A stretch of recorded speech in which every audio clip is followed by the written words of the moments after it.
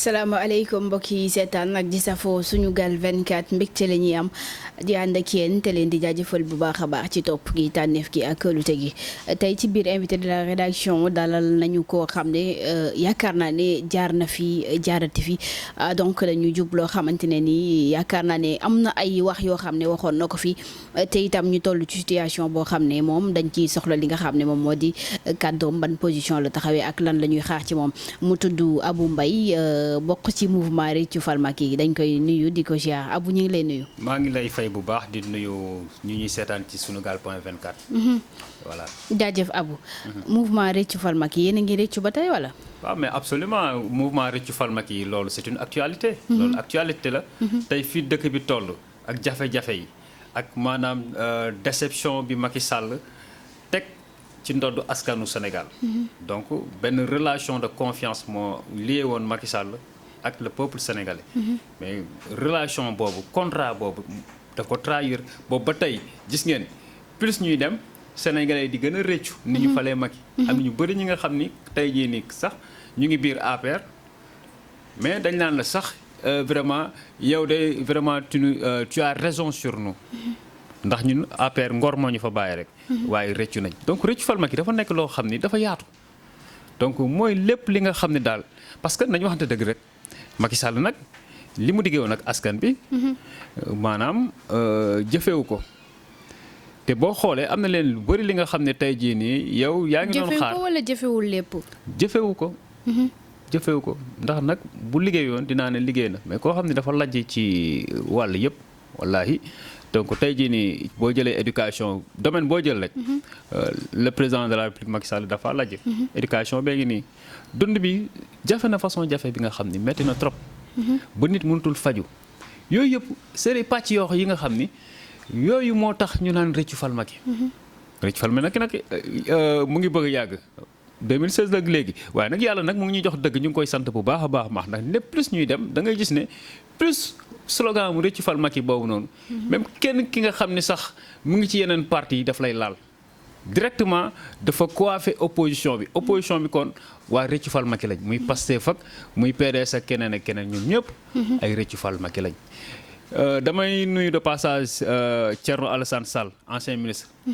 lu may wax mu ne ma man maay premier membre mouvement Réccu Fal Macky ndax man mosuma woon foogee ne vraiment Macky Sall dina yore nii réew mi mais moom bien entendu. dafa démissionné. kon kooku Réccu Fal Macky la mais li mu wax loolu est-ce que mi ngi koy jëfee ci sa côté.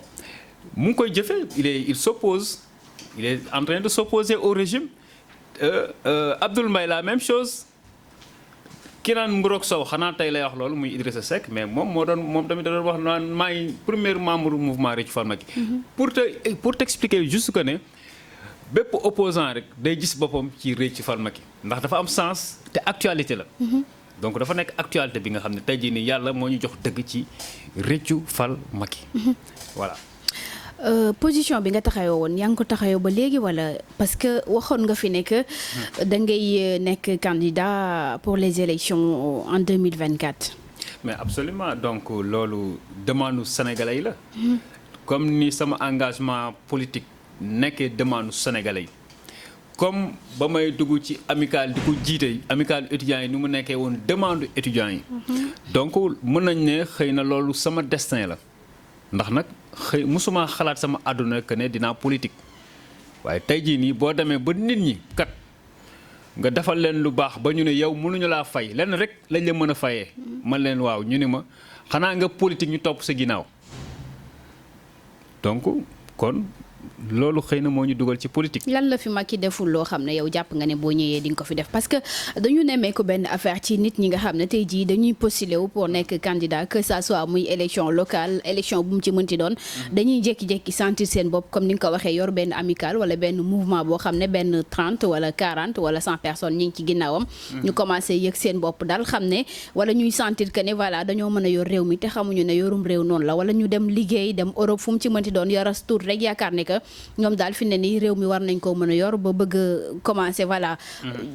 di dund boo xamante ne nii amaana tey jii buñ la faloon yow yaay gën a yées ki fi nekk. yow lan nga fi war a def loo xam ne Macky Sall defagu ko fi ak foo toj. li nga wax c'est très important te d'accord naa ak yow ci côté boobu réew yor réew du côté finance. c'est-à-dire que c'est des dispositions intellectuelles c'est des dispositions managériales. Donc yàlla moo lay may yenn yi aussi mayu yàlla daf cee ne muy maanaam nit ñi ñoo lay buux boo demee nee nañ ku am fit dañ koo dee. boo demee ba ne candidat laa ci dëgg. dafa war a nekk loo xam ni kat dafa jóge ci askan bi. yow foo natt sa bopp tey ba ne candidat nga. attention voilà donc tey jii nii le mouvement Rëccu Fal Macky d'abord mu ngi sur tout le territoire national ak dans la diaspora. tey jii nii boo demee dans les pays africains là dañuy foog ni man je suis le chef de l'opposition sénégalaise tellement que foofu maanaam dañ ma fa xam. mais Sénégal fii moom ñi la fi xam bariwul. non mais bul ne bariwul mais quand même peut-être tolloo ma ak ñeneen ñi doole je suis un jeune boo xam ne amaguma sax 40 ans te jegewuma ko sax 40 ans. donc kon sant yàlla. sant yàlla ñii c'est-à-dire que aussi loolu médias yi dinañ ci jouer rôle parce que man du ma jënd plateau du ma def yenn superfuge pour am ay pour que wala. non fii kenn jëndu fi plateau. c'est que dafay am ñoo xam ne dañuy soxla seen profil ci yenn plateau yi pour inviter leen. non neel fii comprendre nga. neel Sunugal.24 kenn du fi jënd plateau xamal fii. maintenant beneen affaire bi muy lan mooy man damay bëgg def les choses naturellement maanaam comme jékki-jékki ne non naa def ni ñu jàpp ma am buzz je ne le fais pas. man ba tey waxagoo ma yow fan nga natt sa bopp. waaw ci loolu laa ñëw ba ne voilà da nga bëgg a nekk président. foofu laa ñëw ma ne la tey jii nii man am naa ay représentants partout sur le territoire national ak dans la diaspora. ba expliquer leen ne la boo demee dans les pays africains nee naa la boo demoon Burkina. Il m'appelle le Thomas Sankara sénégalais. Même en France. Maintenant, ce qui est important, c'est quoi? C'est-à-dire que élection, xam nga lan la parfois nga gis tànn naa ay candidats yu bëri yi nga xam ne tey jii nii nag dëgg la naa la wax benn affaire peut-être aw ma benn doole bi nga xam ne comme ay du ma fi tudd ay tur ñu nekk ci kanam. ay Sonko ay voilà comme Sonko ay Bougane. Mais attention. Aujourd'hui, je suis incontournable dans ma localité. sama localité mënoo fa su ma newul bu ma gënul visible foofu. fan mooy sa localité à Guédiawaye. voilà donc loolu rek c'est important dans ma commune aussi kazalika aujourd'hui on est en train de faire un travail. nga xam ne mu ngi émerger.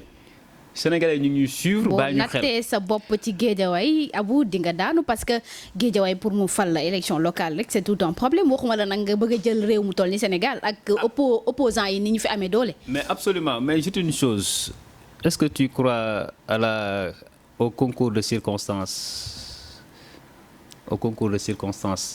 fi ma toll nii tey. ñi nekk fi ci scène nationale bi politique bi. ba ñu amee at yi ma am. kenn xameewu leen woon comme ni ñu ma xamee tolluñu woon comme tey fii nii li ma toll dayo bi ma am amuñu ko woon âge bi ma am tey bañ ci tollee kenn xamu leen. te tey jii nii maak ñoom ñu ngi dóorante mbagg. donc ce qui est important on est en train de faire notre bonhomme de chemin c'est ça qui est important. te aussi ça nous reste du temps te ñun on est en train de travailler c'est-à-dire que benn kii la nu ñu koy waxatee xale la bi nga xam ne mu ngi màgg. sama kii en fait sama carrière politique c'est ça xale la bi nga xam ne mu ngi màgg tey léegi maanaam li koy xaar eggu fa ndax des na ay at. 2 ans. 2024. Attention. mën nañu wax que ne 2 ans on est en train de aujourd'hui on a un appareil bi nga xam ne mën na jiite Sénégal. le mouvement Rëccu Fal Macky y a des avocats y a des médecins y a des anciens directeurs généraux. L'ancien directeur général mais loolu justifié wul que nga war a mën a jël réew mi en 2024. non mais am avocat am médecin. c'est-à-dire que dama la bëgg a expliquer ne la on a toutes les couches importantes de la société yi nga xam ne mën na appareil yu mën a jiite réew ñun on a cet appareil là plus les répondants dans les régions. mais c'est vrai nag je suis jeune aussi topp ma ci ginnaaw kenn. léegi les moyens parfois font défaut moo tax sànq ma ne la. nous faisons notre bonhomme de chemin léegi les moyens comme gars yi ni ñu koy defee. woo presse bi doon ndiiraan dóor fii xaalis ak affaire yooyu noonu ñun on est en train de prôner notre manière de faire la politique. est-ce que du loolu nga bañ a def moo la fi nar a bàyyi. non 2024 ñëw na de. non mais attends mademoiselle c'est-à-dire que c'est une chose Ablaye Wade ba muy jël nguur gi amul woon koppar noonu. donc stratégie la te loolu ñu ngi ciy xalaat te plus ñuy dem. plus aussi ñu ngi am ay répondants. parce que tey jii fi ñu tollu ñu foon 2 ans ci ginnaaw. mais Sénégal dafa am ay réalité am tey jii xoolal territoire national bi ni mu toll. ñi nga xam ne ñoom ñoo nekk dans les régions.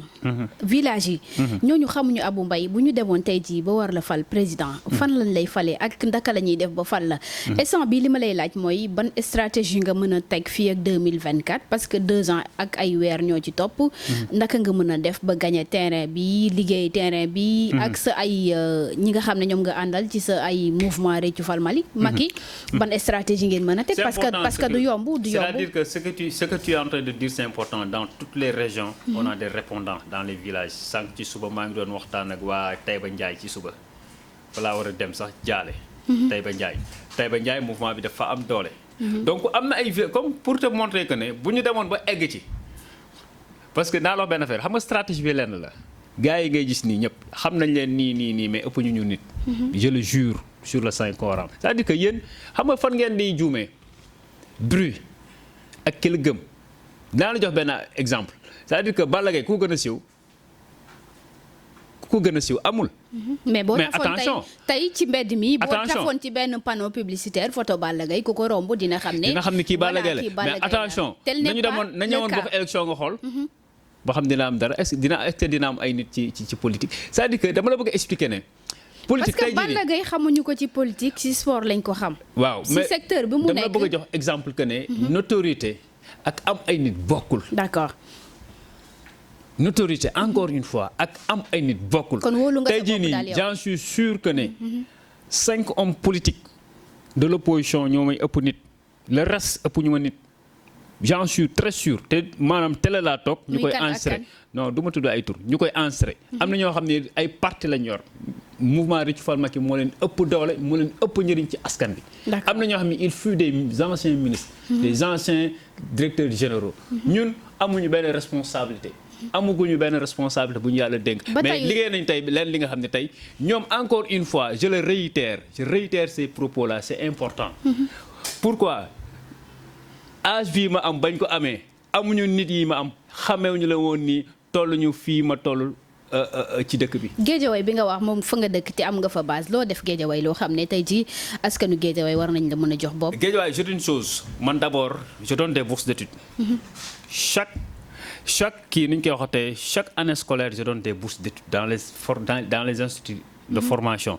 am na yeneen parti yoo xam ne sax dañuy ñëw les jeunes ba ci waa Pastef. am na ñoo xam sax xamuma leen les jeunes les gèrent ñenn ñi ñoo may woo remercier ma ñenn ñi duñu la woo remercier la mais je le fais pour ma patrie tu as compris. donc j'ai signé un partenariat avec des structures pour les femmes damay jëlal femmes yi ñuy liggéey naa wax benn affaire mouvement Réccu Fal Macky dooleem jigéen daf cee bokk jigéen la ak jeune. jigéen ñooñu noonu man fi ma dëkkee. lu ma politique loolu bokk na ci c'est l'extrême pauvreté donc ñu ñëw ci amicale yi jaar université. il fallait ñu rendre vraiment service à notre localité ba ñu nekk ci amicale duñu ay homme politique. mais li ngay def Géejawaay googu say morom ñu ngi ko fay def gis nañ Ahmed Aïdara. jënd na fa benn appareil bu yàggul dara jox ko femmes yi nga xamante ne ni ñoom ñooy ëmb di wasin gis nañ fa Bougazali. gis nañ fa Alioune Sall gis nañ fa keneen ak keneen mais yow ba tey waxagoo benn peut-être loo fa taxawal loo xamante ne ni dañ naan voilà lii kat Abou Mbaye moo ko fi taxawal te. centre ji hip hop de Guédiawaye je suis l'initiateur. te centre boobu dafa bokk ci li nga xam ni maanaam dafa lu ñu naan redonner une autre image à la ville de Guédiawaye et sa jeunesse. jeunesse bi nga xam ne dafa désespéré ñu war leen réintégrer socialement moi je suis l'initiateur. je suis mal aisé de dire je fais ça man je ne suis pas de cette nature là mais quand tu descends à Guédiawaye les gens savent que vraiment je suis très utile à la communauté waxuma la Guédiawaye rek mais au Sénégal yàggul yaa mes jeunes yi nga xam ni caméraman métier caméra lañ doon def infographie caméra vidéo bañ génnee yàggul. ñu leen di jox seen diplôme. am na benn jeune mouvement Réccu Fal Macky biñ ci jël pour mu eggali jàngam à l'extérieur mais xale boobu c'est un jeune bi nga xam ne ils avaient besoin de ça parce que def na bac am ay problème mu këyit ak problème mu finance ak yaayam rek la nekkal et cetera mais kooku noonu tey jii nii addunaam day changer mais loolu yàlla ci sama loxo la ko jaarale comprendre nga dañuy faj ay nit. mais ay benn nit benn nit on est très social yàlla mayuñu nag alal bu ne gaañ mayaguñu ko attention c'est-à-dire que yàlla mayaguñu loo xam ni ay ndaw lañ. mais attention sunu poos gii dañ koy bokk ak nit ñi aussi. dañuy faj ay nit dañuy jël ay nit yu amul këyit ñu leen di wutal ay këyit di jël ay nit di leen négocier ñu dem ci école yi yàgg nañ def social boobu du politique. moo tax mooy tax ñuy def social. naka nga jàngate politique bi léegi parce que gis nañ code procédure pénale bi ak code pénal bi yàggul dara. ñu voté ko assemblée nationale. mu di projet de loi boo xam ne depuis 2007 lañ ko voté woon ñu gisaat en 2021 ñu voté waat ko naka nga jàngate lu ni mel. c'est-à-dire que il faut comprendre que Macky Sall c'est un roi présidentiel xam nga luy roi présidentiel. mooy ki nga xam ni daal dafa nekk ci li ñuy tuddee état ndax am na assemblée nationale am na le judiciaire mais buur la. doxinu buur lay doxee. mais nag naa la wax benn affaire askanu Sénégal dañoo mës a bañ askanu Sénégal dañoo mës a bañ. bu ñu bañoon est-ce que projet de loi boobu dina jàll. waaw mais promulgué guñ ko est-ce que jàll na. est-ce que promulgué nañ ko promulgué ñu ko te ñu ngi génn di dellu ginnaaw par ndànk-ndànk ci par rapport ak. projet de loi boobu naan ay manifestation terroriste bokk ci et cetera mais je vous dis une chose c'est-à-dire que Macky c'est-à-dire que problème bi ma gën a am ak moom mooy ci côté justice ak le respect des droits et libertés c'est important parce qu'on est dans une démocratie si nga kër sax sa doom doo ko fat da nga koy bàyyi muy wax xalaatam ci kër gi waxuma la ak nag réew mi nga xam ñu ñoo ko bokk réew mi santul Sall santul Faye man de li ma war a wax dama koy wax këram nag sama yoon new ci entreprise am sama yoon new ci mais lii lu aju ci réew mi dama koy wax peut-être nag je suis d'accord war nañ ko waxee ci yar ci teggin ak ci xam-xam je ne suis pas d'accord avec certains discours haineux wala discours yi nga xam ne day appel à la violence je ne suis pas d'accord c'est vrai je ne suis pas d'accord mais aussi il faut que Macky revienne à la raison xam ne vraiment Sénégal dafa nekkoon un modèle de référence en termes de démocratie dans la sous-région moo tax ñu respecté wu ñu woon. mais tey jii nii yooyu yëpp daf koy commencé mooy li ma naan la dictature émergente pas à pas c'est une dictature bi nga xam ni tey jii depuis ba mu toogee ba léegi gis ngeen la loi sur le parrainage kenn waxul. CEDEAO wax CEDEAO invalidé loi boobu noonu. Macky def lu muy def écarter ay nit c'est-à-dire que Macky mooy mbër bi nga xam ne bëgg na bëri.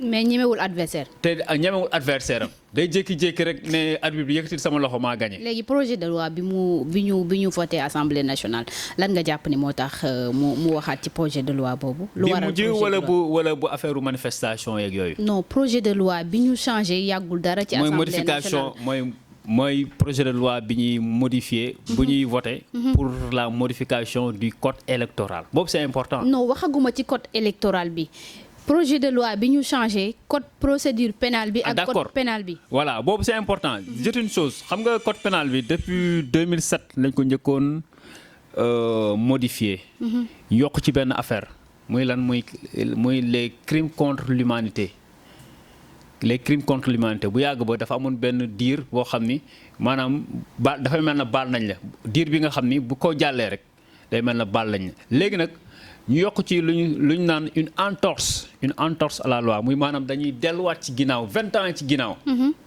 ku defoon lenn li nga xam dañ ko qualifier crime contre l'humanité mën nañ la téye moo tax ñu mënoon jàpp Hissène Habré loi boobu mais Hissène Habré avant ñuy modifier code pénal bi kenn mënu ko woon téye sunu code pénal mënu ko woon téye te pays de résidence am fii la ñun ñoo ko waroon juger. ñu si lañ modifié kii boobu. léegi Macky ba mu ñëwee code de procédure pénale boobu mu ñëwaat teg ko xamul tax c'est une réponse aux événements de février-mars c'est une réponse par rapport à ça. C'est-à-dire que au lieu que mu apaiser quand même le climat délétère. waxtaan ak askan bi xool la mooy seen i jafe-jafe parce que le fond du problème de mars c'est pas politique c'est social xale yi ñoo amul xëy xale yi amuñu xëy Macky dig leen ñu xaar ba sonn yëkkati seen loxo ba seen loxo tokki comprendre nga 500 000 employés moo ko durant 5 ans chaque année moo ko fal premier mandat am jeex na depuis 2007 mu prolongé ko ba 2019 xale yi gisuñu dara mu taxawaat Pikine digaat leen 1 million d'emplois xale yi gisuñu dara nga gis ne octobre passé plus de 2000 Sénégalais ñoo dee ci ndox mi ñoo ñàkk seen bakkan ci ndox mi. Barça wala Barsac parce que y a une chose si nga état dafa war a jëmale kanam askanam am na leen loo xam ne ci ginnaaw dundoon nañ ko waruñu ko dundaat. mais ñu bari dañuy jàpp ne que code pénal boobu ñu soppar ñi pour faagaagal Ousmane Sonko ngir mu bañ a dem élection 2024 pour moom mu am 3e mandat yow ban jàngat nga am ci loolu. waaw xam nga ci raisonnement boobu laa doon nekk ma ne la manifestation yi. maanaam bëggoon nañ comme par exemple genre manifestation yooyu dootul amati ci Sénégal. que askan bi dootul génnati maanaam dañoo tënk maanaam ni ñu koy waxtee askan bi bu mënatuñu manifester mais Ousmane Sonko c'est-à-dire que dëgg la peut-être que ne ba léegi ñu ngi naan dossier am ak Adji Sarr rek xaw ma nii ak nii mais fan nga koy gën a mënee ne. C'est une loi bu ñu voté contre moom muy code électoral bii nii nga xam ni maanaam dafay écarter les potentiels adversaires comme la loi sur le parrainage ñu mu écarté woon ay adversaires mais loi bi c'est pour les maanaam parce que tey jii nii dafa am benn élan patriotique chez la jeunesse tey jii da nga gis xale yi kaas nii ak yëpp nekkuñu ci ay parti de je vous dis une chose ay Géejawaay mooy couvre-feu yi passé sama koñ ay xale yu ndaw ñoo daan génn di taal pëna ñenn ñi dañ may woo foon ni man maa leen génnee mais xale yooyu xamuñ sax li politique mais dafa am benn bañ boo xam ni tey jii nii c'est loolu dañ koy judduwaale ndax jamono jële seen génération la ñoom dañoo judd génération boo xam ne ay bañkat lañ loolu dafa commencé ci génération 23 juin nga xam ne ñun ñii la woon tey jii nii 23 juin am na ñu ci participé woon ñu amoon ay 15 ans 17 ans ak yooyu noonu tey jii ñooy continuer xeex bi c'est important li ma la wax nii. naka nga jàngatee li nga xam ne moom moo di code électoral bi ñuy changé yaakaar naa ne. tey ci assemblée nationale la ñuy def li nga xam ne moom moo di vote bi ci code électoral bi yow loo ñu ci mën a wax. waaw mais xam nga code électoral bi la moo ci gën a garaaw muy ci dialogue politique bi. dafa amoon ay consensus yu ñu waxtaanee dafa am ay points yu ñu doon waxtaan. pour am ci consensus xam nga man ci dialogue bi laa bokkoon mais dama démissionné parce que yàgg naa xam ne ni dialogue bi c'est tout à fait politique voilà dialogue la bi nga xam ni maanaam ki ngay waxtaanal moom moo naa la lii la ñuy waxtaan mais dialogue mooy li nga xam ne da ngeen di maanaam diisoo yow sax li nga jàppoon di nga ko bàyyi man tamit li ma jàppoon ma bàyyi ko loolu lañ naan dialogue mais maanaam ci li ñuy doon waxtaanee lenn bokkoon na ci muy caution bi nañ ko wàññi ndax sunu genre gi xam nga amuñu moyen yooyu waaw dina metti buñ ko génnee 10 millions yooyu noonu mais loolu politique la pour maanaam freiner yenn jeunes yi leneen tamit bokk na ci mooy ñi nga xam ne maanaam yoon daf leen tegoon loxo. dañu amoon problème yoon. donc ñooñu nañ leen permettre ñu bokk ci élection yi muy Karim Wade. ak Khalifa Sall. ak Abdoul Mbaye. léegi tey jii nii code boobu noonu lañ modifié. mais foofu noonu ba léegi trouvé ñu ci consensus te pourtant lii nii yëpp dañ ko waxtaanee woon ci dialogue politique ba ñoom ñu waruñ koon satisfaire muy lan muy maanaam caution bi ñu wàññiwuñu ko ñii ñu permettre leen ñu bokk ci élection yi bokkuñu ci. donc code bi dañ ko modifier juste moom mooy comme ni ñuy wax rek pour permettre ak ay élèves ñu amaat beneen mandat. moom tamit mu amaat beneen mandat muy 3e mandat. voilà donc loolu lay jéem a yoonal depuis ba mu toogaatee ba léegi gis ngeen ni Macky yoonalu lenn lu dul benn 3e mandat te mandat boo xam ne yow jeexaloo sa 2e mandat. nga war a liggéeyal askanu Sénégal waroo teg sa bët ci lenn li nga xam ni kat àgguñu ci te loo xam ni tamit yoon mayu la ko man j'ai toujours dit benn chose quand su ma déggee yenn journalistes yi naan ay 3e mandat balaa nga naan naam neew fa man tey mën naa ñëw weer bu dee ma ñëw fii ne damay faye ko liggéeyuma fi comprendre nga donc Macky Sall loi moo ko tënk askanu Sénégal tënk ko ay 3e mandat amoo ko fi. te duñ ko may loo xam ne amu ko duñ ko wax sax ay waxu ay 3e mandat non son mandat a expiré ou bien va être expiré en 2024. Donc lu may tàmm di wax rek c'est à lui de choisir donc de sortir par la porte ou bien de sortir par la fenêtre. Le reste quand même est à la main du peuple sénégalais. Voilà bu bëggee mu xool ci frontière bi lay jaar wala ci bunt bi. ñun on est prêt samp nga sa ndënd te kenn du la mën a teree doon président mais bon ñu gis ne que président Bougane Gueye mu ngi ci terrain bi. moom mu ngi def tibb tànk bu baax mën nañ jàpp ne que benn opposant la boo xamante ne nii moom mayul président dara. mais yéen ñi nga xam ne tamit yéen a ngi xaar nekk président en 2024. gisuñu benn jéego boo leen def. non ñun en fait tibb tànk bu Bougane Gueye bi. absolument xam nga mais Bougane ay action mooy gën a feeñ il a un appareil un média très puissant. donc ki nga xam ne ñun sax tamit dañ fay jaar. ñu ngi ciy sant yàlla mais c'est-à-dire que Bougane est en train de faire son bonhomme de chemin mais il y a une chose aussi c'est-à-dire que ñun ak Bougane ñun bokkuñu maanaam sax couleur politique ni ñuy politiquer bokkul. mais yéen a bokk bëgg-bëgg. ñoo bokk bëgg-bëgg mais ni ñuy politiquer bokkul. donc ñun la ñuy prôné mooy sànq encore une fois ñun li ñuy kii fi ñuy jëm yàkkamtiwuñu ko mais dañ koy def ak ngor. def ko ak ay valeurs Sénégal loolu la ñàkk.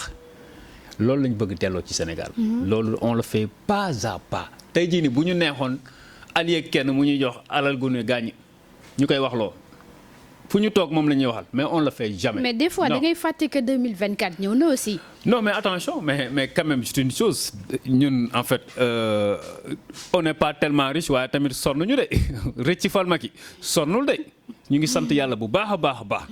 voilà donc c'est un mouvement de jeunes mais nag ñu ngi sant yàlla bu baax ñu ngi jàppale askan bi. ñu ngi dund bu baax a baax a baax a baax. voilà te je pense que ne train de vie bi mouvement bi am ak activité mag yooyu noonu. parti yu bëri sax amuñu ko. ba tey yaa ngi woon ci stratégie bi Bougane Gueye teg tibb tànk Bougane Gueye bi ndax d'accord nga ci wala déet. waaw mais tibb tànk c'est sa conception parce que ñun jàpp nañ ne tey jii nii waruñoo dajale askan bi noonu rek chaque fois ñu leen di dajale. que c'est manquer de respect quand même les Sénégalais. man je suis contre à cette politique de mobilisation surtout nga xam ne nit ñi dañoo am ay yitte am na ñenn ñi nga xam ne dañoo feebar ils sont obligés de ñëw de venir parce que kenn moo leen woo rus nañ kii wala kii am benn 2000 francs yooyu noonu je suis contre ça. mais président moo ko njëkk a def tournée économique donc opposition bi aussi c'est normal que ñu jaar ci ay tànkam. parce que li mu bëgg la ñu bëgg. non mais attention c'est pas ça. ñun ñoo ne on n'est pas d'accord avec Macky. lu tax lu mu def kon ñu def ko. non c'est paradoxal.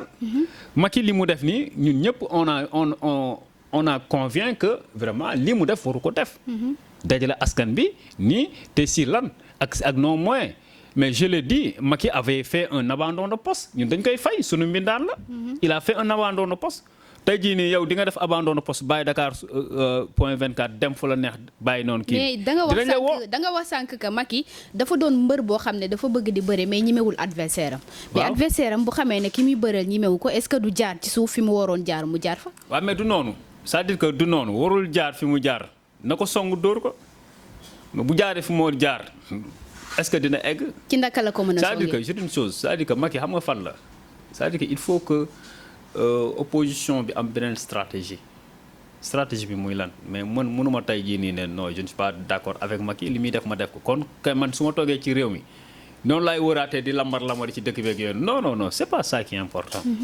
ce qui est important c'est quoi sénégalais yi dañoo sonn nañ xool nan lañ participer xool nan lañu bien plan la ñuy teg ak nan la ñu mën a jàppalee askan bi financer leen ak yooyu noonu financer jeunes yi jàppale leen. moo gën ngay dajale ay nit di wax rek kii jaar nii kii jaar nii. ku ci mel ni yow déjà nit ñi xamaguñu sa profil à 100%. amoo koom bu war boo xam ne war ngaa mën a taxawal lu rëy ci Sénégal loo xam ne dañ naan Abou Mbaye moo ko fi def. yow léegi kon ban stratégie nga mën a teg pour jël réew mi. est-ce que jotul yow nga daas say tànk ba mu ñëw wàcc ci terrain bi. waaw mais sànq loolu la wax nee naa la on a des répondants ñu ngi travailler ak ñoom comprendre nga yàggul commencé naa sama tournée nationale. muy ci kii bi weeru koor gi ba ñu génn koor gi def naa Casamance j'ai fait beaucoup de villages demaat naa Thiès mais yooyu defuma ko ay benn genre meeting yu kii noonu comprendre nga comme gars yi nu ñu koy defee mais dafa am ay répondants parce que ndax lan amoo doole bi wala. non du loolu mais c'est une chose c'est-à-dire que dafa am nenn nu ñuy politiquer ku nekk ak sa stratégie ci nga boo amee benn répondant bu sûr koo xam ne il est fiable ci dans la localité kooku bu leen woowee kooku bu woowee nit ñi fekk ci ko. le moment venu. gis nga kooku bu la présenter nit ki ne da ngay am ñu la gëm. naa loo benn affaire man musuma gëm montagne doomu taal montagne doomu taal ak yomba jàll. xaalis yoru ko mais yàlla minimum tey jii boo bëggoon jugee fii dem xombol defi foofu benn meeting di nga ànd ak benn délégation am convoi am ay oto te bu boobaa itam ay moyens lay laaj pour nga génnee ko nga dugal ko foofu noonu. mais tu n'es pas obligé d'avoir un convoi di jaay kii jomba ñaaw non c'est le discours qui est important. C'est le discours qui est important. La délégation, oui, mais c'est le discours. Xam nga naa la wax benn affaire. La politique, c'est un discours, c'est des idées. ami internet Sunugal 24 c'est des idées. Voilà dañu leen di jaajëfal rek encore une fois bu leen tay bu leen xaddi benn yoon abonné leen activer seen cloche de notification ngeen mën a am suñuy vidéo à temps réel. Élection locale yaa ngi jub si ñu bari jàpp nañu que ne date bi nga xam ne moom la ñu wax muy le 23 janvier du ci am ban yaakaar nga ci am. waaw mais man je suis d'accord ak ñooñu parce que tey jii nii maire yi mën naa ne tey jii nii am nañ benn vide juridique bu am foofu parce que nekkatuñu maire.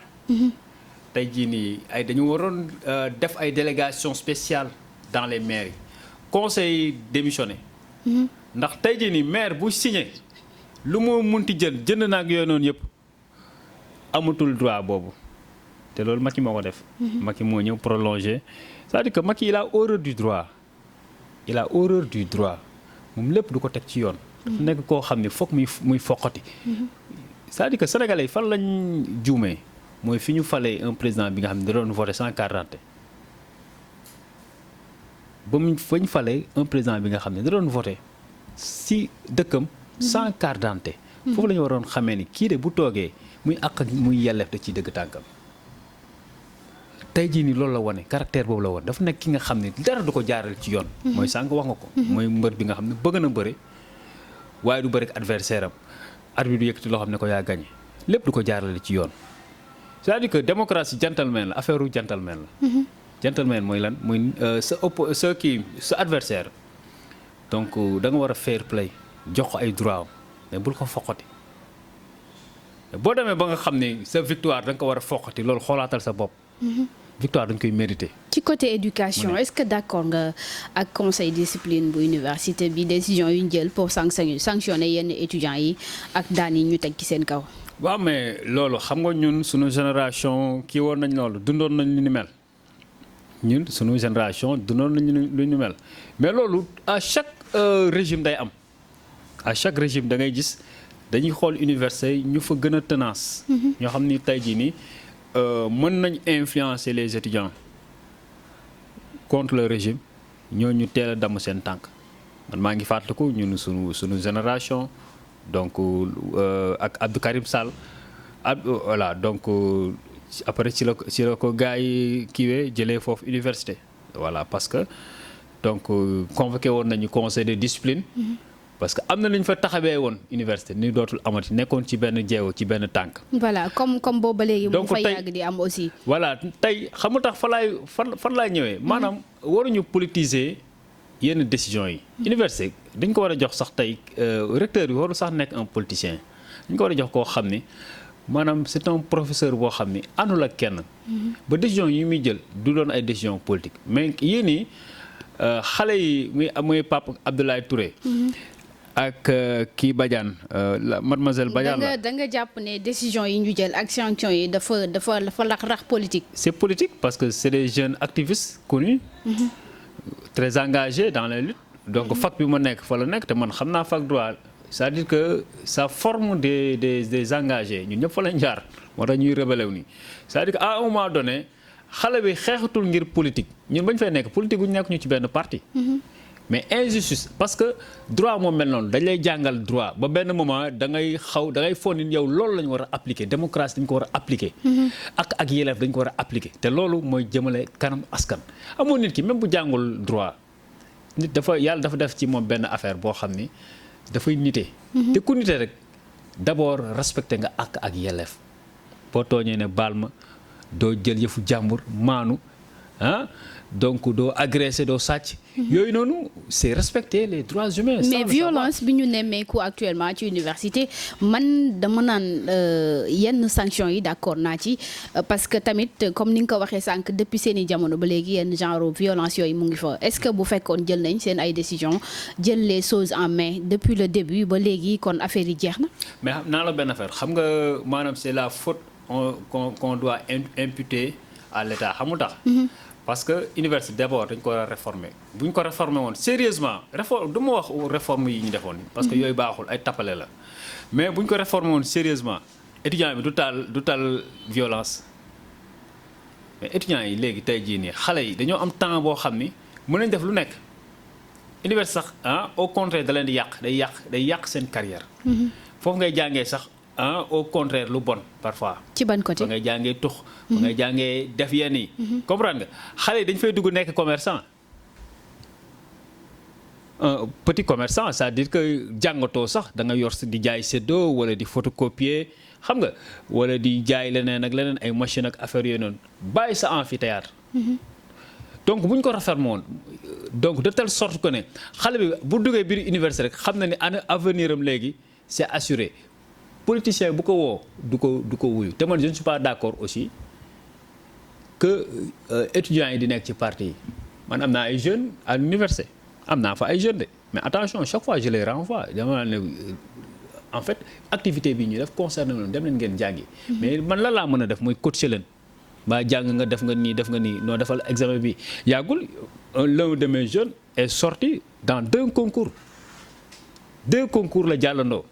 pour te montrer ko ne bu doon def maa topp fu nekk du am temps boobu bay jàll ñaari concours à la fois. un jeune très brillant. mais aussi yéen politiciens yi da ngeen di nax étudiants yi li ngeen di dund ak li ngeen leen di gëmloo bokkul du benn. je suis d'accord mais man c'est pas le cas man il m'arrive ma dem naa ni ataaya ak samay jeunes ñëwaat ak ñoom problème bu amaan université maag ñoom ñooy fanaan. bon je suis le parent. parce que àggagoo benn niveau bi. yow yaa ngi rëcc ba tey non mais ba léegi mais je dis une chose c'est-à-dire que vision la. pour li ñu incarné mën naa ko incarné de je t'assure li ñu incarné mën naa ko incarné lu ko ëpp mais xam nga la gis-gis la ci politique ku nekk dafa am nu muy gisee te dafa am neen li nga xam ne tey foog ñu soppi. maanaam ni ñu daan defay politique. sànq li nga wax c'est tellement pertinent gars yi fii homme politique yu bëri dañoo def xale yi ay agent de marketing. xale yi ñooy tax sax ñu xam leen mais ñun loolu defuñu ko moo tax en fait quand on dit que ne xaw ma lan je sais pas ñee ñoo gën a visible ak affaire yi moo tax man la ñoom ni ñuy def ñun mën nañ ko def de mais duñ ko def ndax loolu àndul ak dëgg. donc lépp lu ñuy def dañ koy teg ci yoon affaire bi dem naturellement moo tax sax man montagne xeer laay jàlluma montagne doomu taal. pourquoi yéen opposition bi mënu leen booloo pour que ngeen gagner président parce que tamit wax nga ko sànq ci say biir wax. Macky Sall nit ñi dañuy wax moom mu boolee liggéey ak noppi du yomb pour nit jëli ko fi yéen tamit bu ngeen bëggee kenn ku ci nekk ber sa daara te kenn ku ci nekk amaana ñu topp ci sa ginnaaw bariwul. donc day nekk problème bu mag a mag boo xam ne pour ngeen jëli ko fi du yomb. man moom maa ngi ci tànku jubale opposant yëpp. donc Déthié Fall laa war a njëkk a gis. moom laa war a njëkk rencontrer on s'est parlé.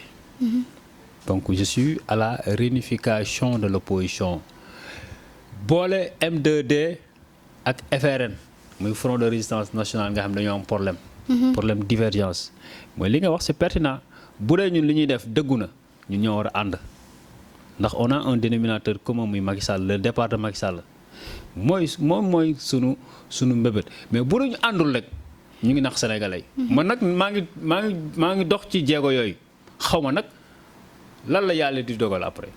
mais maa ngi dox ci jéego yooyu pour que ñun ñëpp ñu booloo songu mbër mi. mais ñemewoo leen ko. kenn rek la ñu gis ci opposant yi mu di Ousmane Sonko à chaque fois moom mooy jóg critiquer ko. wax tolluwaayu réew mi. critiquer ko sévèrement. mais yéen ñi ci des dañu gis ne que da ngeen ragal lan moo waral ragal boobu. Ousmane Sonko ñun li ñuy génn ko. ñun lu ñuy génn ci média yi génn ko ci média yi. mais moo leen gën a fës. moo ñu gën a fës c'est-à-dire que il faut aussi une chose ñun on s'oppose avec mesure et élégance. on ne fait pas du bruit du buzz non. lan nga bëgg a wax foofu. non que Ousmane Sonko buzz moo ko ñor. non je sais pas mais ñun de je suis tellement responsable que ne su ma génnee dama war a génn ci lu am njëriñ askan bi. du ma génn pour du ma attaquer pour attaquer c'est tellement simple booy étudiants yi sax dañ koy def su ma génnee rek dama naan projet Macky Sall bi d'accord ma ci indi la alternative sànq je t'ai proposé des choses dans l'enseignement supérieur. J'ai un programme bi nga xam ne boo mu joxoon réew mi dama koy teg ci yoon c'est-à-dire que une chose politique bii ñuy politique ñun dañ koy def ak ngor. Encore une fois on est en train de prôner une autre manière de faire la politique politicienne de faire la politique. On est contre la politique politicienne mais je suis désolé tous les opposants ne font que la politique politicienne. Je suis désolé il faut renouveler cette classe politique là. Moi je voudrais qu'on renouvelle cette classe politique là parce que ñoom ñëpp a yem. Ils partagent les mêmes convictions les mêmes perceptions. muy opposition bi muy pouvoir bi je prends mes responsabilités je le dis. yàlla dafa bëgg dëgg. voilà donc loolu tey jii nii ñun on est contre bëgg nañ xale yi nga xam ne tey jii ñoom ëllëg xëy na ñoom ñooy nekk suñuy adversaire ak yooyu noonu au moins ñu naw ñu ci benn côté ñu naw ñu fenn. ndax fii nag àdduna kese la. mais Sénégal yi toog dafa am ay réalité am le temps que nit ñi di liggéey di jéem a convaincre askan wi yow yaa ngi laqatu ci sa ruq te nga ne da nga bëgg a doon président. laqatuma sama ruq nag attention laqatuma sama ruq mais maanaam lépp lu sénégalais nag attention xam nga la daan sénégalais dafa am ay réalité ak yooyu noonu mais attends li gën a am solo mooy sénégalais dafa nekk ki nga xam dafa teey doo xam fu mu jëm. mën na ñëw ànd ak yow fekk xoolal mën na ñëw léngu la de. fekk Aliou lay àndal. ndax Aliou moo ko convaincre. mais président Macky Sall bi muy falu en 2012 kenn mësu ko xalaat. mu ngi noonu. mais fekk na mu daw jiitu leen ci terrain bi. mais attention voilà mais xam nga Macky Sall même dafa yàgg impopulaire nekk na fi amoon na fi ay ndombal tànk yu bëri mais xamewuñu ko woon noonu. mais il a fallu que mu def stratégie boobu ñun stratégie boobu on est en train de le faire nee naa la yàggul dem naa Casamance ci àll ba xonk ba. laa dem mais yow.